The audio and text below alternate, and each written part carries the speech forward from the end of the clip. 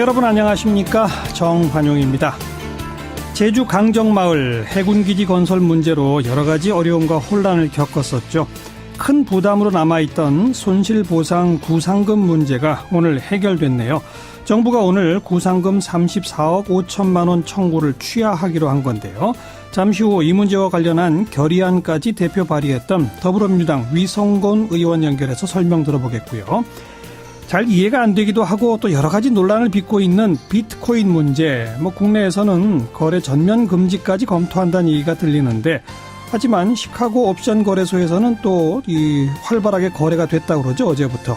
오늘 중앙일보 고란 기자로부터 좀 친절한 설명 들어보겠고요. 7시 5분 시작되는 2부에서는요, 직장 갑질에 대해서 이야기합니다. 올해 가장 큰 화제가 됐던 단어가 바로 이 갑질 아닌가 싶은데, 직장 갑질 해결을 위해서 만들어진 직장 갑질 119라고 하는 단체가 있습니다. 여기 활동하는 박점규 운영위원 또 윤지영 변호사 두 분 스튜디오에 직접 초대해서 자세한 이야기 들어보고요. 외신에 보도된 우리 모습 살펴보는 밖에서 본 한국 코너까지 2부 시간에 준비하겠습니다. 잠깐 광고 듣고 출발하죠. 정부는 오늘 제주 강정마을 관련 구상금 34억 5천만 원 청구를 취하하기로 결정했습니다. 작년 3월 박근혜 정부는 이 해군기지 건설 반대 시위로 공사가 지연돼서 손실이 발생했다면서 시위 참가자와 단체 5곳에 구상금 34억 5천만 원 청구하는 소송을 제기했었죠. 이걸 이제 취하하기로 오늘 결정을 한 겁니다. 정부의 이번 결정 끌어내기 위해서 결의안까지 대표 발의했던 더불어민주당 위성곤 의원을 연결해 봅니다. 위 의원 안녕하세요. 예, 안녕하세요. 반갑습니다. 오늘 국무회의에서 소송 취하 결정을 내렸습니다만 정확히 말하면 법원의 강제 조정안을 수용하기로 한 거죠? 예, 맞습니다. 법원이 강제 조정을 뭐라고 했습니까? 결정사항 그렇습니다. 원고는 피고들에 대한 이 사건 소를 모두 취하하고 피고들은 이에 동의한다. 원고와 피고들은 이 사건 제주 민군복합형 관광미항 건설공사 과정에서 발생한 사안과 관련하여 이후 상호 간에 일체의 민형사상 청구를 제기하지 아니한다. 예. 3번 원고와 피고들은 상호 간에 화합과 상생 및 강정마을 공동체 회복을 위하여 노력한다. 4번 소송 및 조정 비용은 각자 부담한다. 이 네 가지 사안에 대해서 법원이 결정사항을 조정안을 냈고요. 예. 관련해서 당사자인 정부와 강정마을회가 모두 동의를 했습니다. 법원은 왜 이런 강제 조정안을 만들었습니까? 지금 일어나는 분쟁이 계속될 경우 당사자들 간의 이익과 손실의 정도가 더욱더 더 늘어날 거라고 판단했기 때문에 이걸 정절하고 공평하게 하기 위해서 결정 조정을 하였습니다. 그러니까 법원의 판단은 해군기지 건설에 반대해서 그것 때문에 공사가 지연됐다고 해서 그 비용, 그 손실을 그 반대 시위한 사람들한테 부과시키는 건 좀 무리하다 이런 판단을 한 건가요? 예, 그런 판단을 한 것이고요. 또 그 소송이 계속 진행되어서 실질적으로 그 지역 공동체 화합이라든가 이미 이제 군 기지가 건설돼 있고 이미 군대가 주둔해 있기 때문에 별로 이렇게 도움이 되지 않는다 이렇게 보신 것 같습니다. 그렇게 되면 이 구상금을 정부가 받지 못하면 결국 그 손실 비용은 그냥 정부가 떠맡게 되는 거죠? 그렇게 되어지는 거죠. 거기에 대해서 지금 자유한국당은 좌파들한테 아무리 폭력을 행사하고 깽판 쳐도 감옥 가고 돈 물어주지 않는다는 믿음을 강화한 것이다 이렇게 비판하고 나섰는데 어떻게 생각하세요? 이 사건은 사실은 이제 어떻게 발생을 했냐면 2007년 4월에 강정마을에 임시총회가 87명으로 해서 유치 결정을 하게 되어집니다. 그것을 근거로 해서 이 사업이 시행되었는데요. 그 마을회 내부에서 이것이 무효라는 마을총회를 재차 열게 되어집니다. 2007년 8월 26일에 마을총회에서 725명이 참가한 가운데 680명이 반대로 부결이 되어지는데 그렇게 되었음에도 불구하고 마을이 이 사업을 유치했기 때문에 사업을 추진한다라고 정부는 해왔습니다. 마을의 의사에 반해서 진행되어진 거기 때문에 그런 의사에 반영되어서 절차적으로 문제가 있다라고 그 주민들은 지적하고 지금까지 10년 넘도록 싸우고 있는데요. 결국 이제 이렇게 국민들의 의사에 반대의 의사를 이렇게 반대하는 의견에 대해서 정부가 소송으로 맞대응을 하게 되어진다라면 예. 결국 국민들의 의사 표현의 자유가 제한되어진다라는 게 제 생각입니다. 예. 그렇기 때문에 좌파들이 폭력을 행사해서 깽판을 쳤다고 얘기하는데 전혀 그런 일은 없고요. 예. 관련 사업이 늦어진 것에 대해서도 법률적으로 다툼이 충분히 가능한 상황 안에 있었습니다. 예. 예. 알겠습니다. 그러니까 원천적으로 지역 주민들의 동의를 구하지 못한 채 강행한 그 잘못부터가 있기 때문에 그 책임을 그 지역 주민들한테 물릴 수 없다. 이 논리시지 않습니까? 예, 그렇죠. 그럼에도 불구하고 정부가 소송을 제기했던 거 작년 3월에 그거에 대해서 우리 위성권 의원은 전략적 봉쇄 소송이다 이렇게 표현하셨던데 무슨 뜻입니까? 예, 전략적 봉쇄 소송이라는 건 어떤 거냐면 이제 비판이나 반대의 의견을 잠재우기 위해서 민사 소송이나 형사 고소를 남발하는 것을 얘기하는 건데요. 예, 예. 이제 해외 사례에서 아마존 숲 파괴를 우려해서 그린피스 회원들에게 맥도날드가 거액의 명예훼손 손해배상을 낸 사례들이 있습니다. 예. 이런 사례들을 이제 전략적 봉쇄 소송이라고 하는데 예. 결국 국민들이 그 거대한 권력이나 아니면 큰 자본이 추진하고 있는 사업에 대해서 반대할 여자가 있으면 그것에 대해서 우선적으로 소송을 걸어서 다음부터는 그렇지 못하게 만드는 예. 그러한 행위라고 볼 수 있겠습니다. 기업체 이번 행위는 당연히 그런 거죠. 예. 국민들에게 이제까지 단 한 번도 정부 정책에 반대하는 것에 대해서 구상꿈을 청구해 본 적이 없습니다. 정부가. 전례가 없죠. 네. 예, 그런데 이번 해군기지만 그렇게 전략적 소송처럼 소송을 구상금을 청구한 거죠. 기업체들이 노조가 파업하면 손해배상 소송 내고 가압류하고 이게 워낙 사회적 문제가 되어 왔지 않습니까? 정부가 비슷한 일을 했던 거죠, 사실. 예, 그렇습니다. 그래서 이제 우리 안호영 의원과 금태섭 의원님께서 관련 법안도 지금 제출돼 있습니다. 예. 알겠습니다. 이제 좀 강정마을 평화를 찾았으면 좋겠네요. 여기까지 말씀드릴게요. 고맙습니다. 예, 감사합니다. 더불어민주당 위성권 의원이었습니다. 비트코인이 요즘 아주 난리입니다. 우리 정부는 비트코인 거래를 전면 금지하는 방안까지 검토하고 있다. 이런 소식이 전해지는데요. 그런데 어제 오전에 세계 최대 선물 거래소인 시카고 옵션 거래소에서 비트코인 선물 거래가 시작됐고 비교적 성공적이었다. 거래량도 예상보다 많았다. 이런 평가가 나오네요. 그럼 미국은 이걸 제도권 내로 끌어들인 것인지 어떤 것인지 궁금증이 참 큽니다. 중앙일보의 고란 기자를 연결해 봅니다. 안녕하세요. 네, 안녕하세요. 예, 시카고 옵션 거래소에서 선물 거래를 시작했다. 미국은 그러면 이걸 제도권 내로 끌어들인 거로 해석해야 됩니까? 그게 무슨 뜻이죠?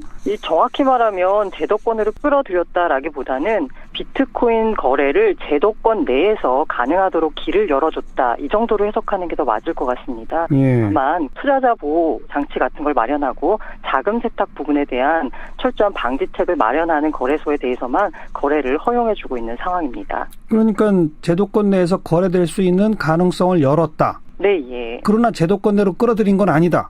정확히 해석이 잘 안 되는데요.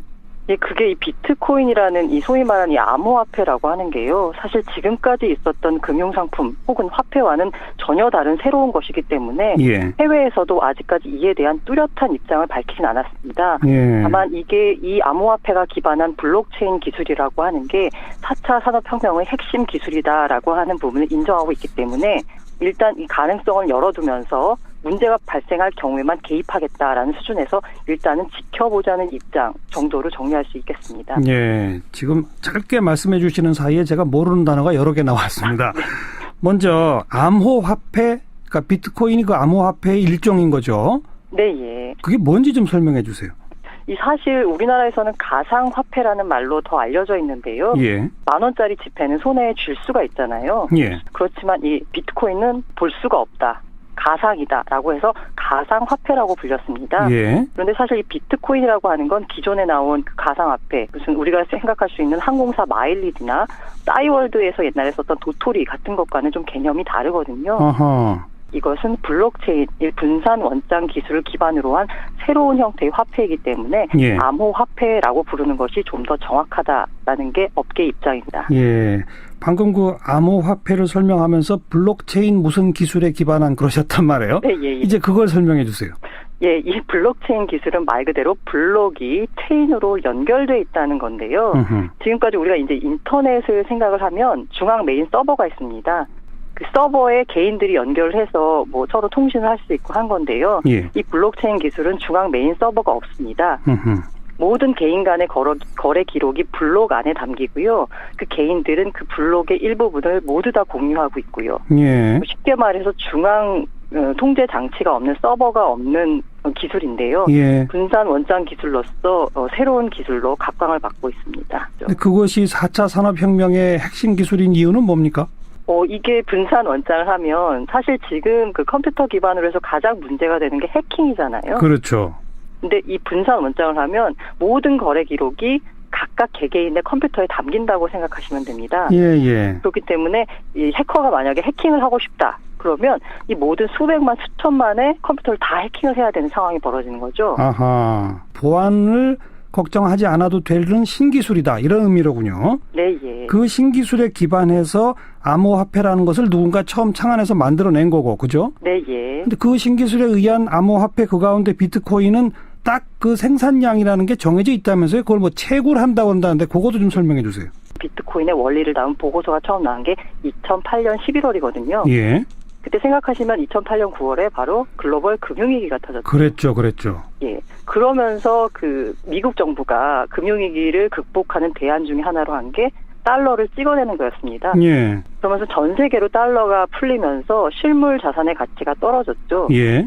그런 데 대한 문제의식을 갖고서 이 나카모토라는 사람은 발행량을 제한해서 화폐 가치가 떨어지지 않는 화폐를 만들어보자 라고 했던 겁니다. 이렇게 발행량이 정해져 있다라는 사실 때문에 지금 그 희소성이 있는 거잖아요.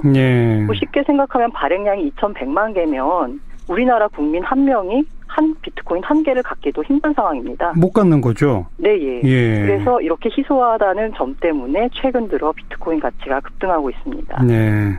그런데 이걸 가지고 무슨 뭐 옷을 사거나 집을 사거나 차를 사거나 이럴 수 있는 건 지금 아니잖아요. 그렇죠. 이게 바로 그 소위 그 회의론자들이 제기하는 문제인데요. 예. 비트코인이 그럼 화폐냐? 이러면 화폐의 기능을 살펴봐야 될 텐데 화폐의 그렇죠. 기능이 첫 번째는 교환의 매개죠. 이걸 내고서 뭘 살 수 있어야 되는데 예. 현재 국내에서 비트코인을 결제 수단으로 받는 가게가 뭐 있기는 있다라고 합니다. 그래요? 근데 실제 가서 비트코인으로 저 결제할게요 이러면 종업원들조차 우왕좌왕하면서 어떻게 해야 되는지 모르고 있다고 하는데요. 뭐 전 세계적으로는 가맹점이 수만 개는 된다고 하지만 예. 이 소위 우리 최대 카드 업체인 비자 카드 가맹점과 비교하면 뭐 이건 비교할 수도 없는 수준인 거죠. 예. 이제 두 번째 화폐 기능이 가치의 척도인데요. 가치가 일정해야 되는데 이 어제는 커피 한 잔이 비트코인 0.1개였는데 오늘은 갑자기 가치가 떨어져서 0.5개를 내야 커피 한 잔을 사 먹을 수 있다면 이건 화폐로서 기능을 못하는 거잖아요. 그렇죠. 그래서 화폐가 안 된다고 하는 거고 예. 세 번째가 가치 저장인데 이게 지금 현재로서 가격은 막 급등하고 있는데요.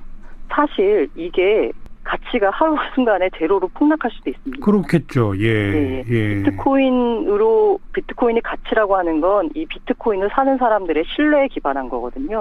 그런데 하루아침에 이게 신뢰가 깨지거나 아니면 전 세계 정부가 나서서 야, 비트코인 거래를 우리가 전면 금지하겠다 이러면 비트코인 가치가 제로가 되는 거죠. 그렇죠. 비판하는 사람들은 이런 문제점을 지적을 합니다. 예. 전 세계 정부들이 다 고민하고 있을 것 같은데 네, 예. 우리 정부는 거래 전면 금지까지 검토한다는 얘기까지 나왔습니다. 며칠 있으면 이제 대책을 내놓겠다는 건데 네, 예. 다른 정부들 주요 국가 미국이나 일본 뭐 유럽 국가들하고 우리랑 좀 비교했을 때 앞으로 어떻게 될 것 같습니까? 사실 미국을 비롯한 유럽들은 다 가능성이 있는 기술이기 때문에 일단 지켜보자. 다만 그 과정에서 벌어지는 사기나 투자자 보호를 훼손하는 조치 이런 것들은 철저히 단속하겠다는 거고요. 예. 그러니까 일본 같은 경우에는 가장 적극적인데요. 예. 일본은 왜 잃어버린 10년, 20년 이런 얘기를 하잖아요. 그렇죠. 이게 이제 비트코인 이런 암호화폐가 4차 산업혁명의 기반이 될 수 있다라고 보기 때문에 이에 대해서 적극 연구하고 장려하는 건데요. 예. 어쨌든 그래도 투자자 보호는 필요하다는 입장에서 그 비트코인 거래소 같은 경우에는 인가제를 통해서 정부의 인가를 받은 곳만 거래를 허용하고 있습니다. 예. 반대로 중국은 가장 심한데요. 중국은 그 지난 9월 말에 가상화폐 거래, 암호화폐 거래 전면 금지를 발표했습니다. 예. 정확히 말하면 아예 거래를 금지하는 건 아니고요. 이게 왜냐하면 그냥 전자적으로 가치를 이동할 수 있기 때문에 그냥 국내 거래소가 안 되면 해외 거래소도 거래할 수 있거든요. 그렇죠, 그렇죠. 다만 중국 내 투기를 근절하겠다라는 차원에서 예. 위안화 환전을 금지했습니다. 그렇다 보니까 중국 일반인들은 위안화 환전을 못하니까 이게 현실 가치가 없는 거잖아요. 예. 그래서 일반인들은 투자를 안 하고 소위 말하는 그 세력들, 일부 꾼들만 투자하는 시장으로 바뀐 상황이고요. 알겠습니다. 나라마다 차이도 굉장히 크군요. 네, 예. 우리도 조금 더 일단 지켜봐야 되겠습니다. 정답이 뭐다라고 아직 말할 단계는 아닌 것 같군요. 네, 예. 네, 자세한 설명 잘 들었습니다. 예, 감사합니다. 중앙일보의 고란 기자였습니다. 의제와 전략그룹 더모아의 윤태권 실장 어서 오십시오. 네, 안녕하세요. 문 대통령 내일부터 중국 방문하죠? 그렇죠. 취임 후 첫 중국 방문입니다. 우리가 주변 4강국을 짚어보면은 취임 이후에 미국을 제일 먼저 방문했고 네. 그다음에 러시아를 의외로 갔죠. 근데 모스크바가 아니라 극동 쪽의 행사를 방문하는 형식이었거든요. 아하. 그리고 내일 중국 베이징을 방문하게 되는 거죠. 예. 그런데 만만치가 않다는 보도가 계속 나오네요. 여러 가지가 걸쳐 있는데 요약하자면 이렇습니다. 우리 입장에서는 중국이 북핵에 대해서 압박을 가해주길 바라는 거 아니겠습니까? 그렇죠. 그 외에 이제 경제라든지 평창 올림픽 등등에 대해 가지고 완전히 정상화하는 계기로 삼고 싶은데 예. 중국이 그렇지 않은 것 같다는 거죠. 중국은 계속 사드 얘기한다는 맞아요. 거고. 그렇죠. 예. 앞서 한중 양국의 10월 31일 합의라는 게 있었어요. 예. 사실 내일 중국 방문도 그 후속으로 이루어지는 거죠. 그 합의가 뭐였죠? 이른바 이제 삼불 원칙이라고 이야기하지 않습니까? 예. 그러니까 사드 배치 이후에 이게 다 경색됐으니까 이걸 정상적인 발전 궤도로 조속히 회복해 나가자. 그러면서 삼불 원칙이라는 걸 한 게 사드 추가 배치 불가, 미국 미사일 방어 체제에 한국은 참여하지 않는다. 한미일 군사 동맹은 추진하지 않는다. 이거예요. 네. 특히 중국이 계속 말이 많은 게 이게 약속이냐, 노력한다는 거냐, 그 시제가 현재로선 하지 않는다냐, 앞으로 영원히 하지 않는다냐, 이런 걸 가지고 계속 말이 있는 거예요. 예. 시진핑 주석 같은 경우에는 베트남에서 문 대통령 만났을 때 역사 앞에 책임, 이런 문구까지 사용을 했었거든요. 우리 정부는 근데 사드 추가 배치 안 된다, MD에 불참한다, 한미일 군사동맹을 추진하지 않는다, 이거는 원래부터의 우리 정부가 계속 취해온 자세를 그대로 확인하는 거다, 이런 입장인 거죠. 거기다 우리 주권 문제가 있지 않습니까? 이걸 영원히 안 한다 이런 걸 중국하고 약속할 일이 아니잖아요. 그렇죠. 이런 문제는. 예.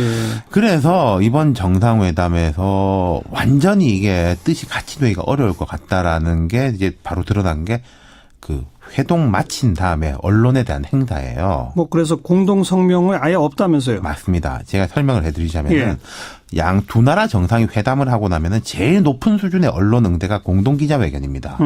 예컨대 돌발 질문이 나올 수도 있잖아요. 예. 거기에도 막힘이 없을 만큼 양국이 완전히 뜻을 같이 한다는 거죠. 기자들의 모든 질문에 그렇죠. 답하겠다. 그 다음이 공동 성명입니다. 이거 이제 기자 설명 질문은 없고 그냥 성명까지는 낸다. 그렇죠. 그 다음이 이제 공동 언론 발표인데 이건 질문을 안 받는데 정제된 문장으로 양국이 공통으로 인식을 같이 한 것만 서면으로 밝혀가지고 해석의 여지를 남기지 않는다는 거죠. 예. 그런데 이번에 공동 성명이 없다는 얘기는 뭘 한다는 겁니까? 각자 알아서 하는 겁니다. 공동 언론 발표도 없어요? 예. 그것도 없어요? 예, 양국이 이게 알아서 하기로 돼 있다. 그래요? 물론 물론 이런 경우에도 물밑에서 상대방 발언 수위 등에 대한 조정 같은 걸 시도하긴 해요. 하지만 최악의 경우에는 서로 다른 이야기가 나올 수 있다는 거죠. 예. 이번 같은 경우에는 앞서 말씀드린다시피 이제 사드가 뜨거운 감자인데 우리가 좀 짐작해 볼 수 있는 게 이런 게 있습니다. 보통 해외 순방 전에 대통령이 상대국 주요 언론하고 인터뷰를 해요. 그렇죠. 오늘 문 대통령이 중국 관영 CCTV하고 인터뷰한 게 중국에서 방송이 됐습니다. 예. 기자 질문이 어떤 게 있었냐면요. 중국어에는 언필신 행필과 라는 말이 있다. 말에는 반드시 신용이 있고 행동에는 반드시 결과가 있어야 된다는 말이다. 수억 명의 중국 시청자들을 위해 어떤 방향으로 한국이 노력하겠다는 것인지 구체적으로 말씀해달라. 하하. 저는 좀 무례하게 느껴졌거든요. 예. 중국 CCTV는 또 관영 언론이지 않습니까? 네. 이게 정부의 시각이 반영된 질문이라고 볼 수 있는 거죠. 네. 이런 질문에 대해서 뭐라고 답변했나요? 문 대통령은 우리가 했던 그 원칙 내에서 계속 이야기를 했는데 약속이다, 영원히 하지 않겠다 이런 이야기는 안 하는 거죠. 대통령 할 수 없고 그렇죠. 해서도 안 되는 것이고. 그렇죠. 그런데 이제 3차례, 4차례 오늘 질문이 있었더라고요. 그래서 공동 성명도 공동 언론 발표도 없이 네. 각자 정부가 알아서 결과를 발표한다. 그렇죠. 참. 그리고 이번에 충칭도 방문한다면서요? 맞습니다. 그 충칭은 인구 3천만이에요. 세계 최대 도시 중에 하나인데 예. 그 역대 대통령들이 상하이를 간 적도 있고 이렇습니다만 이번 문 대통령이 충칭을 방문하는 거는 다목적 보석인데 우리 입장에서 보면은 충칭은 현대차하고 SK 하이닉스 등 기업들이 다수 진출해 있고 네. 김구 선생이 이끈 대한민국 임시정부 청사하고 독립유전지가 유적지가 보존된 도시예요. 예. 중국 입장에서 보면은 1대1로라고 중국에서부터 이제 쭉 유라시아 대륙을 관통하는 그 사업을 추진 중이지 않습니까? 그렇죠. 그 출발점이거든요. 아하. 그러니까 우리가 이런 경제 협력을 강화할 수 있다라는 시그널을 보내기 위한 것이고. 경제적 목적이 크군요. 네, 충칭 방문은. 또 정치적으로 보면 거기 이제 시의 총석 당서기가 천민월이라고 시진핑 주석의 최측근이에요. 아, 그래요? 제가 옛날 이명박 대통령 때 그 미국 순방을 따라간 적이 있었는데 시카고를 그때 이 대통령이 갔었거든요. 예. 그때 시카고 시장이 램 이메뉴얼이라고 오바마의 비서실장 출신이었어요. 아. 그런 포석이 있는 거죠. 알겠습니다. 예. 수고하셨습니다. 감사합니다. 윤태곤 실장이었습니다. 시사잡기 1부 마치겠습니다. 잠깐 뉴스 들으시고요. 7시 5분 2부에 다시 뵙죠. 오늘 하루 화제가 된 뜬 뉴스들부터 정리해드리겠습니다. CBS의 김현지 기자 안녕하세요. 네, 안녕하세요. 네, 첫 번째 뉴스요. 남북 축구 대결입니다. 예. 오늘 오후 4시 반부터 일본 도쿄에서 열린 북한과의 동아시안컵 2차전이 조금 전 끝났는데요. 결과부터 말씀드리면 1대0으로 이겼습니다. 네. 하지만 이겼다고 좋아하기엔 애매합니다. 우리가 얻은 1점이 북한의 자책골이기 때문인데요. 후반 19분에 김민우가 왼쪽 측면에서 크로스를 올렸는데 진성욱과 볼을 경합하던 북한 수비수 류영철이 그만 북한 골문에 공을 넣고 말았습니다. 아하. 네, 승리에 기뻐하기엔 다른 아쉬움도 많은데요. 경기 내내 북한의 밀집 수비에 번번이 막히고 또 끌려다니기에 급급해서 전술 변화가 절실하다는 지적입니다. 그래도 이겨서 다행이긴 한데 우승할 수 있을까요? 네, 그건 두고 봐야 할 것 같은데요. 하지만 이번 승리로 지난 중국전에서 2대2로 비겼던 한국 대표팀은 승점 4점을 얻었는데요. 만약 나흘 뒤 일본과 열리는 3차전에서 이기면 작년에 이어 동아시안컵 2연패를 노릴 수 있게 됐습니다. 3차전은 16일 오후 7시 15분에 시작됩니다. 네. 다음 뉴스는요? 추위에 쓰러진 어르신에게 이 최강 한파의 날씨에도 자신의 패딩을 벗어 응급조치를 취한 중학생들의 얘기입니다. 네. 어제 오전부터 온도가 급격히 더 떨어졌죠. 그런 탓인지 서울 답심리 시장에서 한 어르신이 정신을 잃고 쓰러졌는데요. 이를 본 중학생 6명이 달려가 어르신을 빠르게 안아 일으키고 다른 학생은 입고 있던 패딩 점퍼를 벗어 할아버지 몸을 덮어드렸습니다. 네. 학생들의 빠른 조치 덕분인지 할아버지는 곧 정신을 차렸는데요. 학생들은 여기서 그치지 않고 어르신을 업어서 집까지 모셔다 드렸다고 합니다. 이런 모습이 담긴 사진이 인터넷상에 오르면서 오늘 하루 네티즌들의 많은 관심과 응원을 받았습니다. 참 기특한 학생들인데 누군지는 밝혀졌나요? 네, 이 가슴 따뜻한 이 사진을 민병두 의원이 페이스북에 올리면서 약 2시간 만에 댓글로 반가운 제보를 받았는데요. 전농중학교 1학년 엄창민 학생 등 6명이라고 합니다. 예. 네티즌들은 기특하다, 이런 학생들이 있어서 대한민국이 돌아가는 것 같다면서도 무엇보다도 중학생 1학년이 구조의 정석을 보여줬다는 게 신기하다. 어른들이 본받아야 할 것이라면서 학생들의 예쁜 모습에 고마움을 나타냈습니다. 정말 예쁘네요. 자, 다음 뉴스요. 네, 오늘 오전 출근길에 미국의 심장부인 뉴욕 맨하튼에서 지하철 폭탄 테러가 발생했습니다. 그나마 다행인 게 폭발물이 제대로 터지지 않아서 부상자는 용의자를 포함해 4명에 그쳤는데요. 바로 2달 전이었죠. 8명의 목숨을 앗아간 트럭 테러에 이어 뉴욕이 또다시 극도의 테러 공포에 휩싸였습니다. 용의자는 잡혔죠? 예, 용의자는 27살의 방글라데시 출신 이민자인데요. 몸에 파이프형 폭탄을 장착해 자살 폭탄 테러를 감행하려 했던 것으로 보입니다. 특히 사고 발생지는 타임스퀘어 인근 지하철역으로 매년 6,400만 명이 이용하는 곳인데요. 용의자는 뉴욕에서 가장 붐비는 장소에서 특히 월요일 출근길 시민을 노린 것으로 나타나면서 자칫 대형 참사로 이어질 뻔했습니다. 그러네요. 체포된 용의자는 이번 테러가 이스라엘의 가자지구 공습에 대한 보복이라고 진술했다는데요. 미국이 예루살렘을 이스라엘 수도로 인정한 뒤 광범위한 시위가 벌어지는 과정에서 이번 테러도 발생했다고 CNN은 분석했습니다. 네, 트럼프에 대한 비판 여론이 더 거세지겠군요. 수고하셨습니다. 네, 감사합니다. 네, 김현지 기자였습니다. 직장 갑질 119라는 단체 여러분 들어보셨나요? 직장 내에서 일어난 갑질 행위들 이런 걸 제보하고 상담도 받을 수 있는 민간 공익단체입니다. 이 단체를 통해서 그 간호사들의 선정적인 장기자랑 이게 세상에 알려진 바로 그곳입니다. 지난 11월 1일 출범했는데 한 달 만에 무려 2,000건이 넘는 갑질 신고와 상담이 쏟아졌다고 그래요. 그래서 오늘 직장 갑질 119에 박점규 운영위원 그리고 윤지영 변호사 두 분을 스튜디오에 직접 초대했습니다. 어서 오십시오. 안녕하세요. 안녕하세요. 네. 어떻게 해서 이런 단체를 만들게 됐습니까? 저희가 지난 촛불 때인데요. 예. 촛불을 들고 나온 청년들을 보면서 근데 특히 밤늦게 광장으로 나오는 청년들을 보면서 저분은 토요일까지도 일을 하고 밤늦게 촛불 들고 나오시는데 돌아가면 저분의 직장에서는 정말 민주주의가 실현될 수 있을까? 예. 이런 생각을 저희가 하면서 예. 촛불 이후에 뭔가 직장인들의 권리를 보호할 수 있는 그런 단체를 한번 만들었으면 좋겠다라는 고민을 하게 됐고 예. 여러분들을 모아서 한 거의 6개월가량 토론을 해서 이런 단체를 만들게 됐습니다. 어떤 분들이 주도하신 거예요? 주로는 노동활동가들도 있고요. 그다음에 노무사, 변호사들 합쳐서 한 200여 분 참여하고 있습니다. 200여 명이? 예. 다들 자원봉사식으로 합니까? 어떻게 합니까? 예, 자원봉사를 하는 거죠. 우리가 촛불 들고 집회 현장에 나갈 때 사실 예. 돈 받고 나가는 거 아니잖아요. 예. 같은 마음으로 우리 사회의 직장갑질 한번 없애보자라는 선의를 가지고서 다들 참여하고 있습니다. 그럼 뭔가 상담할 수 있는 전화 이런 것도 있고 그렇습니까? 아니요, 저희가 전화는 안 두고 있습니다. 전화는 안 두고. 예. 그럼 어떤 방식으로 하는 겁니까? 카카오톡 많이들 이용하실 텐데요. 예. 그 카카오톡에 오픈 카톡방이라는 게 있습니다. 예. 그러니까 누구나 참여 가능하고 또 익명으로 참여 가능한 예. 방이에요. 예. 그 방을 만들어 놓고 제보를 받고 있고요. 그다음에 갑질119 gmail.com 해서 이메일도 만들었습니다. 그래서 주로는 오픈 카톡방과 이메일을 통해서 제보를 받고 이제 저희가 상담을 하고 경우에 따라서는 직접 통화를 하기도 하고 만나기도 합니다. 네. 그러면 그런 제보가 카톡이나 이메일로 들어오면 함께 하고 있는 노무사, 변호사 이런 분들한테 사건 배당하듯이 하는 거예요? 어떻게 하는 거예요? 네, 그렇게 하고 있습니다. 오. 하루에 저희가 아침 10시부터 저녁 10시까지 월요일부터 토요일까지 일단 카톡방에서 상담을 하는데요. 예. 거기는 노동활동가나 노무사님들, 변호사님들이 자기가 3시간씩 이렇게 하루에 3시간씩 시간을 내주시는 거죠. 그러면 이제 토요일까지 3시간씩 배당을 해서 상담을 받고 그 상담이 이메일로 이어지거든요. 그러면 예. 또 이메일 전담팀이 있습니다. 예. 그래서 변호사님들이 이메일에 온 걸로 법률적 답변을 하고요. 또 이 문제는 사회적으로 알려야 되겠다. 네. 이 문제는 직접 만나야 되겠다. 이런 거는 저희가 저희 핸드폰 번호를 남깁니다. 네. 그러면 그분들이 연락을 주시거나 그분이 남기시면 저희가 연락을 드려서 직접 만나서 자세하게 얘기 듣고 사회적으로 알리는 일을 하고 있습니다. 네.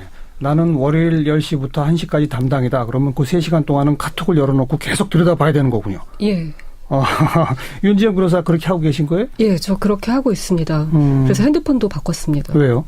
좋은 핸드폰으로 배터리 오래 가는 거 바꿨습니다. 네. 운동하는 방식도 굉장히 새로워졌군요. 최신식으로 하고 있습니다. 그런데 딱 한 달 정도 지난 그 통계 보고서를 내셨는데 2,000건이 넘게 들어왔어요? 네. 어떤 유형의 갑질이 제일 많아요?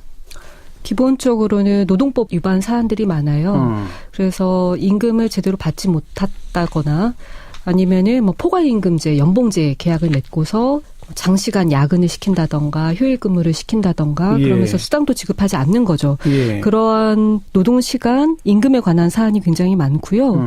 그다음에 해고에 관련된 사안도 많아요. 이제 여성의 경우에는 직장 내 성희롱, 성폭력을 당하는 사안들도 굉장히 많습니다. 예. 그리고 폭언을 당하는 경우, 심지어 폭행을 당하는 경우도 있고 괴롭히는 경우, 따돌림을 당하는 경우 이런 직장 내 괴롭힌 사안도 굉장히 많고요.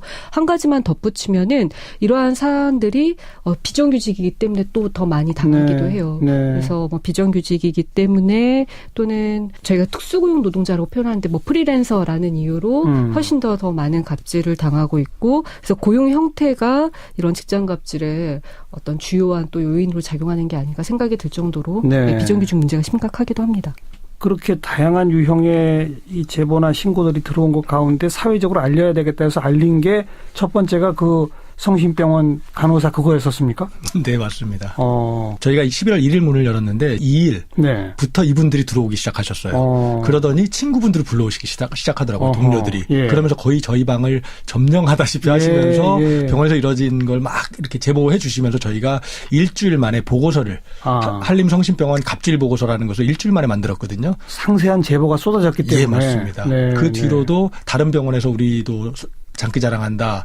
우리도 업무 외에 막 김장을 시키기도 하고 막 이런다. 이런 제보들이 들어와서 저희가 또 사회적으로 알리고 노동부에 근로감독을 요구하기도 해서 문제를 하나씩 풀어나가고 있습니다. 김장을 시켜요? 네. 이거 얘기 말씀드리면 재밌는 일이 많은데요.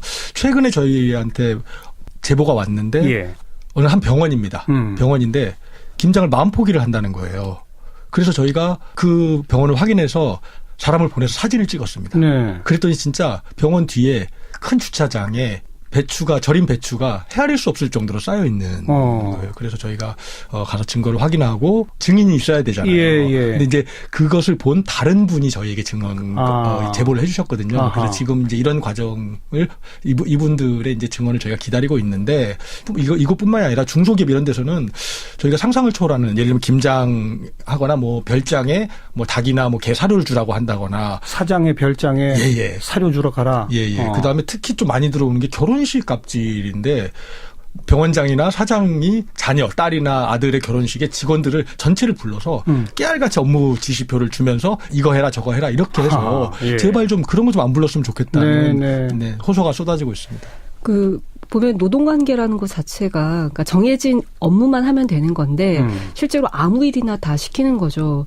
그래서 뭐 사장 집 청소 이런 것들도 대신하는 경우들이 굉장히 많거든요. 그러니까 사적인 업무를 용무를 대신을 하는 거죠. 실제 그런 사례들 굉장히 많이 제보 들어오고 있습니다. 아까 그 만포기는 아마 그 병원 환자들한테 계속 공급할 김치인 것 같은데 그런 걸 간호사나 이런 분들 총동원해서 직접 담그게 한다 이 말입니까? 네, 그렇습니다.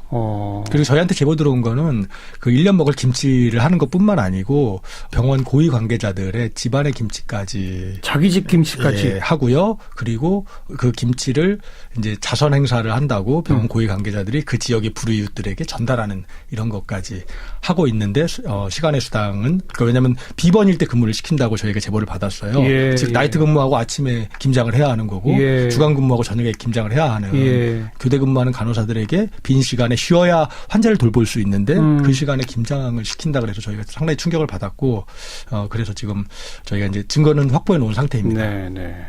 그런 식으로 제보를 받아서 상담을 해줘서 뭔가 해결되는 경우도 있습니까 지금? 계속 해결되고 있어요. 어떤 식으로요? 저희가 일단 법률 상담을 했을 때 당사자 스스로 해결하는 경우도 있어요. 그러니까 이게 법적으로 뭐 위법하다라고 이야기를 하면은 직장갑 119에 문의를 해봤더니 이거 불법이라더라라고 그 이야기를 사장한테 가서 얘기를 하면 사장이 직장갑 119에서 이렇게 상담을 받았단 말인가라고 하면서 자체적으로 해결하는 경우도 있고요. 저희가 또 사장들이나 상급자들도 이제 직장갑질 119를 무서워하기 시작했군요. 그런 조짐들이 있는 거죠. 이거 함부로 했다가는 우리도 신문에 날지 몰라 뭐 이런 걸로. 그렇죠. 그래서 직장갑 119에 제보하겠다라고 해서 알아서 해결되는 경우도 있고요. 그다음에 저희 들어오는 사안들 중에 어쨌든 증거가 충분히 확보된 사안들은 바로 고용노동부에 근로감독을 요구를 해요. 그래서 지금 몇 군데는 근로감독이 실제 이루어지고 있고 그 과정 중에서 못 받은 임금을 받는다던가 해고 문제가 해결되는 사례들이 지금 계속해서 나오고 있습니다. 그리고 지난주에는 갑질 피해자들의 가면 무도회를 열으셨다고요? 그건 뭡니까? 가면 무도회는? 말 그대로 갑질을 당하는 피해자들이 가면을 쓰고 모여서 서로 이야기를 나누는 자리였어요. 여기 제보하신 분들이 왜 가면을 쓰고 모여요? 안타까운 건 직장갑질을 당하는 피해자들이 그 피해 사실을 대놓고 이야기를 못해요. 왜냐하면 그걸 이야기하는 순간 본인의 신분이 노출되고 오히려 더 많은 불이익을 당하는 거죠. 소위 말하는 찍히는 일이 발생을 하기 때문에 사실 그냥 피해를 그냥 고스란히 안에 담고 있는 건데요. 가면을 쓰면 어쨌든 익명성이 보장되는 거잖아요. 그래서 좀 더 쉽게 이야기할 수 있도록 편하게 갑질을 이야기할 수 있도록 하기 위해서 가면 무도회를 마련을 했습니다. 몇 분 정도나 모이셨어요? 전체 그 갑질 피해자들 한 15분 정도 모였는데요. 참여자들 합치면 한 30, 40명 같이 모였습니다. 그 15분들이 서로 자기가 당한 갑질 사례를 이야기하면서 분위기가 어땠습니까? 재밌었던 거는 그 어느 사무직에서 일하시는 분인데 대기업이세요. 근데 그분이 그 부당한 거에 항의해서 이제 사실상 이제 해고시키려고 했던 거죠. 그분을. 근데 이제 그분이 혼자 이제 맞서서 싸우셨던 이야기를 들려주셨는데 그 뒤에 이제 이렇게 자기 갑질을 토로하는 분들이 저분처럼 이제 자기들도 싸워야 되는데 네. 그 이제 갑질의 경험을 배우신 거죠. 어떻게 회사가 갑질했고 그걸 어떻게 극복했고 또 그러기 위해서는 건강도 굉장히 중요하기 때문에 건강을 지키기 위해서 어떻게 했다라는 얘기를 막 들려주시니까 나중에 저희가 발표가 끝나고 335 모이셔서 얘기하시는데 서로 이제 그 갑질 선배한테 후배들이 사례를 전수받고 근데 더 재밌는 건 저희가 카카오톡 방에서 밤 10시 되면 저희 법률가들이나 저희들이 스태프들이 퇴근하잖아요. 예. 그러면 그분들이 남으셔가지고 자기들끼리 그 밤에 새로 들어오신 분들을 이런 상담을 해주고 계세요. 그러면서 그런 용기도 불어넣어 주시고 위로도 해주시고 예. 그래서 밤이 훨씬 더 훈훈합니다. 그러니까 갑질을 당할 때 이렇게 대응해라. 그런 노하우를 서로 전수하는 거로군요. 예. 지금 이 방송에 모범적인 대응 노하우 좀 소개해 주시면. 저희가 그 갑질에 대응하기 위한 7가지 방법을 마련을 했어요. 첫 번째는 갑질을 당했을 때 그 내용을 그때그때 기록을 해둔다. 예. 구체적으로 적어 놓으면 예. 그런 것들이 다 쌓이고 기록이 되고 또 증거가 되기도 하거든요. 가능하면은 사진이나 녹음도 필요하겠네요. 맞습니다. 그래서 두 번째가 녹음을 한다. 그다음에 세 번째가 월급 명세서, 계약서, 영수증 같은 문서들을 모아둔다. 증거 자료. 예, 맞습니다. 예. 그다음에 네 번째도 이제 CCTV 위치를 확보를 해둔다. 그리고 뭐 동료들의 목격자의 증언도 확보를 해둔다. 그러니까 주로는 증거를 확보하는 것에 관련된 건데요. 그렇죠. 사실 보면은 대부분의 갑질은 피해자가 혼자가 아니에요. 그러니까 여러 명의 피해자가 동시에 갑질을 당하고 있다라고 생각을 하시면 좋습니다. 그래서 혼자 끙끙 앓는 게 아니라 동료 피해자들과 같이 모여서 함께 대응 방안을 마련하는 게 굉장히 중요해요. 네. 용기를 내는 게 중요하고요. 그 과정에서 마지막 대응 방안인데요. 직장 갑질 119에 요청을 제보한다. 하시면 네, 저희가 힘 닿는 데까지 도움을 드리도록 하겠습니다. 네. 그리고 이런 갑질은 일회성이 아니라 반복되니까 그죠? 한 번 딱 당하면 또 한 번 올 거를 알잖아요. 그럼 미리 준비하면 되겠네요. 녹음 장치도 준비하고. 그래서 저희 그 카카오톡 방에서는요 서로 그 녹음기를 막 소개해 주시기도 하고 뭐 볼펜형이 좋다 아니다 이런 얘기를 하시면서 근데 요즘 또 핸드폰이 많이 이제 발달해 있잖아요. 그래서 스마트폰을 통해서 녹음하는 것도 쉬워졌고 그래서 증거를 확보하는 게 과거보다는 훨씬 용이해진 것 같습니다. 한 달에 보고서를 내시면서 이 제목에 이런 걸 쓰셨어요. 국가가 손 놓고 있는 사이 2017년 직장은 재난 상황. 국가가 손 놓고 있는 사이. 그러니까 정부가 뭔가 해야 하는데 안 했다 이건가요? 뭘 해야 합니까 정부는? 한 가지 사례를 설명을 하도록 할게요. 임금을 못 받은 한 직장인이 올해 4월에 고용노동부에 찾아가서 임금 체불에 대해서 진정이라는 걸 했어요. 그러니까 임금을 받게 해달라고 요구를 한 거죠. 그렇게 시작된 그 임금 체불에 대한 진정이 같은 직장에서만 한 거의 100명 가까이 지금까지 계속 진정을 했어요. 그럼에도 불구하고 고용노동부 근로감독관은 아무런 조치를 취하지 않았거든요. 그러니까 이런 상황인 거죠. 그러니까 막상 본인 입장에서는 임금을 못 받았기 때문에 너무나 중요한 문제인데 이걸 가지고 고용노동부 근로감독관을 찾아가면 그냥 놓고 가시라, 서류 놓고 가시라라는 식인 거고 또 조사가 시작되면은 본인의 익명성을 보장을 하는 게 아니라 그걸 그대로 사장한테 가서 이러이러한 사람이 이렇게 제보를 했다더라라고 알려주기도 하고 그리고 이제 근로감독을 하는 경우에도 이게 사실 이제 불시에 들어가서 근로감독을 해야 되는데 미리 다 예고를 하는 거예요. 사업주한테 언제 근로감독하겠다. 그러면 그 사이에 불법 영업 단속하러 가면서 경찰이 전화해 주는 거랑 비슷한 거군요. 예, 그렇죠. 그러니까 그 사이에 이제 사업주 입장에서는 미리미리 다 준비를 해놓는 거죠. 윤 변호사님께서 얘기하신 데가 제주에 있는 유명한 호텔이거든요. 아마 거기 뭐 이름만 얘기하면 알 수 있는 호텔인데요. 사실은 임금을 떼먹는 게 범죄다라고 인식했다면 한 100건의 범죄가 연속적으로 일어났는데 경찰이 그걸 놔두진 않잖아요. 그런데 이 노동경찰인 근로감독관은 100건의 범죄가 일어나도 그냥 가만히 두고 있었다는 거예요. 저는 지난 10년간 이런 게 악화되면서 직장이 지옥으로 변한 게 아닌가 싶습니다. 한 가지 더 덧붙이면은 그러니까 굉장히 중요한 문제인데, 그러니까 범죄 행위에 대해서 그냥 솜방망이 처벌을 하는 거예요. 그리고 시정 조치를 하면은 그냥 그걸로 끝납니다. 시정 조치라는 것은 과거에 범죄 행위를 했는데 뭐 앞으로 안 하겠다. 그리고 뭐 못 준 임금 지금 주면은 없었던 일로 아무런 잘못을 하지 않은 것으로 처리를 하는 게 시정 조치거든요. 이러한 시정 조치들이 워낙 흔하게 이루어지다 보니까 사실 사업주 입장에서는 법을 위반을 해도 두려울 게 없는 거죠. 네. 직장 갑질 119 활동은 앞으로도 계속 될 거죠? 네, 그렇습니다. 점점 더 바빠지시면 어떡합니까? 오늘 이 방송 듣고 또 막 그 카톡방에 무지하게 들어오실 것 같은데. 그게 걱정인데요. 네. 사실은 같이 하고 있는 분들, 자원봉사로 하고 있는 분들이 몸이 굉장히 고됩니다, 요즘. 근데 마음은 되게 기쁩니다. 왜냐하면 저희들에게 문자를 보내와서 해결돼서 너무 고맙다. 무슨 선물이라도 보내고 싶다. 연락처를 그러니까 사무실에 알려달라. 이런데 저희가 그런 사례를 다 거절하고 있어요. 저희가 순수한 민간 공익단체로서 저희가 공적으로 이분들의 갑질은 그분들이 아니라 국가가 원래 해야 될 일이고 국가를 대신해서 우리가 지금 하고 있다라는 마음으로 하고 있어서 저희들 힘들더라도 많이 들어와서 제보해 주시고 저희가 그 문제를 조금이라도 도움이 될 수 있도록 할 예정입니다. 네, 저도 몸은 피곤하긴 하지만 더 많은 분들이 갑질을 제보해 주셨으면 좋겠어요. 왜냐하면 제가 직장갑질 119 활동을 하면서 느끼는 건 뭐냐면 1명, 2명의 제보가 모이면 정말 큰 힘을 발휘한다라는 것을 깨닫고 있거든요. 어느 순간 사람들이 직장갑질을 얘기를 하는 순간 사업주들이 스스로 알아서 내가 하는 행동에 대해서 좀 조심하게 되는 경각심을 가지게 되는 것도 있고요. 그래서 좀 이런 열풍이 불었으면 좋겠다. 직장갑질이 문제고 그거를 우리가 풀어야 된다. 직장에서의 민주주의를 실현을 해야 된다라는 것을 좀 실천적으로 보여줄 수만 있다면 정말 좋겠다 싶습니다. 우리가 세월호 일어나고 나서 가만히 있지 않겠습니다라는 구호 많이 외쳤습니다. 이 방송 들으신 직장 내 갑질을 당하시는 분들 가만히 있지 마시고 가만히 있으면 우리는 계속 피해자일 수밖에 없거든요. 우선 직장 갑질 119부터 두들겨 보시고 이래서 또 더 열심히 활동하셔서 정부도 바뀔 수 있도록 좀 많이 뛰어주시기 바라고요. 우리나라의 기업 문화 전체가 좀 변화하는 그런 출발이 되길 기대해 보겠습니다. 두 분 너무나 감사합니다. 고맙습니다. 네, 고맙습니다. 직장갑질 119의 박점규 운영위원 그리고 윤지영 변호사였습니다.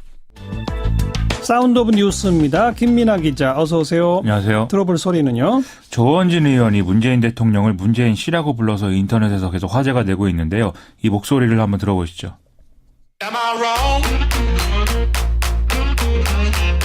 문재인 씨가 제대로 하고 있는가? 저는 그렇지 않다고 봅니다. 1년 전 촛불은 거짓 성동 음모 조작 기획된 권력 찬탈입니다. 문재인 씨 6개월 만에 이 나라 안보가 무너졌습니다. 대통령에 대한 호칭은 조금 주의를 기울여 주시기 바랍니다. 대통령으로서 잘해야지 대통령이라고 부르죠. 홍진호 납북 사건, 프로야구 개막식에 가서 문재인 씨와 문재인 씨 부인은 시구를 하고 치킨을 먹었습니다. 도대체 7일 동안 청와대가 뭘 했습니까? 대한민국 국민이 북한에 납치되어 있는 상황에서 가서 프로야구를 시구하고 치킨을 먹는다?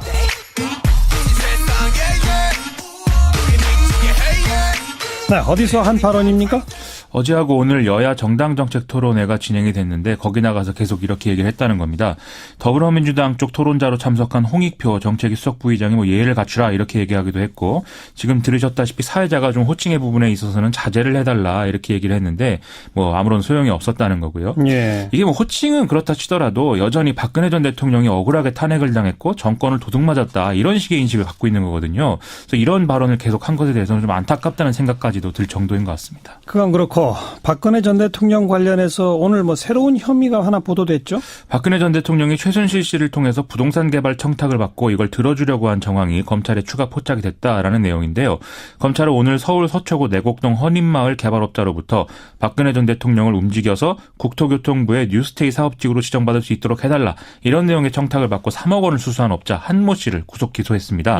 또 이 사람과 공모한 최순실 씨의 독일 측근 데이비드 윤 씨를 인터폴에 적색 수배를 하고 국내 송환 절차에 착수한다 이렇게도 밝혔습니다. 그래서 실제로 박 전 대통령이 움직였다는 거예요? 어떤다는 거예요? 검찰이 파악한 바에 따르면 박근혜 전 대통령은 작년 4월 정도에 안종범 전 수석을 통해서 국토부의 허닌마을 뉴스테이 사업지구 지정 검토를 수차례 지시를 했다는 것입니다. 국토부는 4차례에 걸쳐서 청와대에 사업을 보고했는데 지난해 7월에 국정농단 의혹이 제기가 되면서 이 사업 자체가 무산이 됐다고 하네요. 검찰은 최순실 씨의 알선 수재 공모 여부 그리고 박근혜 전 대통령 지시의 불법성 부분에 대한 법리 검토 이런 것들을 통해서 추가 수사를 진행한다는 예정입니다. 또 하나가 걸렸군요. 그런 것이죠. 자, 자유한국당 원내대표 경선 결과가 나왔죠? 그렇습니다. 오늘 결과 나왔는데요. 총 108명이 투표를 했는데 김성태, 함진규 의원조가 55표를 얻어서 1차 투표에서 과반을 득표를 했습니다. 아슬아슬한 과반이네요. 그렇습니다. 예. 이 홍문종, 이채익 후보조는 35표, 한선교, 이주영 후보조 17표였기 때문에 이게 아마 김성태 의원이 원내대표가 되는 거는 무리가 없는 그런 숫자였던 것 같고요. 어쨌든 1차에서 지금 끝낸 것이기 때문에 홍준표 대표 체제에 좀 힘이 실리지 않겠느냐 이런 얘기 나오고 있습니다. 네. 다음 뉴스는? 법무부가 오늘 자유한국당 최경환 의원 체포동의안을 국회에 접수하면서 가결 여부에 관심이 쏠리고 있는데요. 체포동의안 처리는 본회의에 보고된 때로부터 24시간 이후 72시간 이내에 표결하게 돼 있습니다. 그러니까 본회의가 2번 열려야 되는 거죠? 보고를 위한 본회의, 표결을 위한 본회의 이렇게 각각 한 번씩 열려야 되는 것인데요. 예. 현재 예정된 본회의 일정은 22일 뿐이거든요. 그래서 추가 일정을 잡아야 하는데 제1야당인 자유한국당 입장이 그래서 중요해지는 거죠. 자유한국당 내에서는 본회의 개최 자체에 협조를 하되 표결에는 참석을 안 하는 방안이 지금 거론되고 있다고 하는데 이건 이제 신임 원내지도부 김성태 원내대표의 어떤 입장 이런 것들에 따라서 향후에 바뀔 수 있는 가능성이 있을 것 같습니다. 예. 일정에 대해서는 19일쯤에 본회의를 한번 열고 22일에 최종 통과를 시킬지 아니면 22일에 열고 회기 마지막 날인 23일에 표결 처리를 할지 이걸 두고서 지금 설왕설래가 오가고 있다는데요. 아무래도 23일의 경우에는 성탄절 연휴로 이어지는 토요일이기 때문에 각 의원들의 지역구 상황 등의 문제가 있을 수 있다. 이런 얘기인 것이죠. 혹시라도 본회의 개최가 안 돼서 회기 내 표결이 안 되면 어떻게 돼요? 과거 법대로 하면 그러면 이제 이게 자동 폐기가 되는데 다행히 국회법이 개정됐기 때문에 다음 회기 때 열리는 본회의에 이 체포동의안이 1호 안건으로 자동 상정되도록 그렇게 돼 있습니다. 예. 그런데 국회의원의 불체포 특권은 회기 내에만 적용되기 때문에 24일부터 다음 회기 전까지는 또 검찰이 영장을 집행할 수 있다는 것이거든요. 그렇죠. 그래서 여의도 주변에서는 검찰이 23일 이후에 영장을 청구하면 되는데 굳이 회기 중에 영장 신청을 한 것에 무슨 의도가 있는 거 아니냐 이런 얘기까지도 좀 나오는 모양입니다.